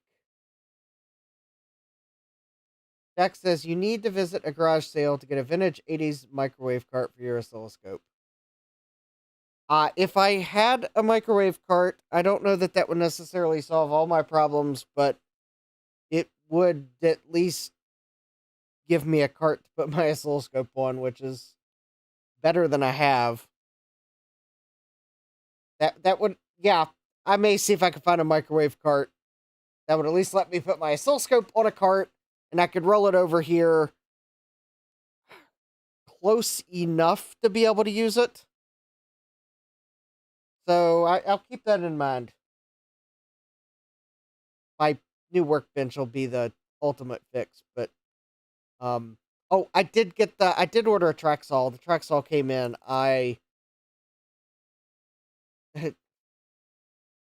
Jack says there's one more thing to put crap on because everything ends up with crap on it. But I guess if it's dedicated to my oscilloscope, then well, then at least hopefully the oscilloscope is on the cart. So yeah, I ordered a track saw. It came in. I don't know when I'll get to starting construction of the bench. But anyways, yeah, next stream will be April 21st. Before then, I will see some of you all hopefully at VCF East, the 17th, 18th, 19th. And, yeah. And I'll try to pop in on Dave's stream. So, I think with that, I wish we could have gotten an LC475 to one of the three I'm trying to get to work. I wish we could have gotten it to work. I feel like we are close on the one that has no video. I would love to find that it's just a component that's been knocked off. Possibly some of the birdseed on the bottom of the board. But that'll probably take careful comparison with another board.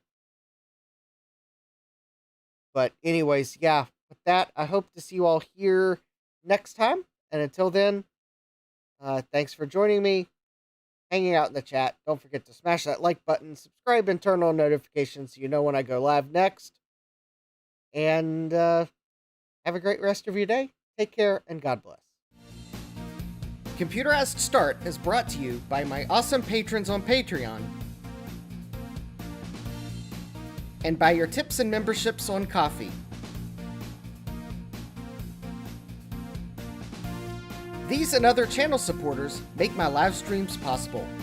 You too can become a channel supporter with tiers starting at just $1. Don't forget to smash that like button. And if you've liked what you've seen, subscribe and turn on notifications so that you don't miss the next video or live stream. And as always, thank you for all your support. I hope to see you next time. And until then, take care.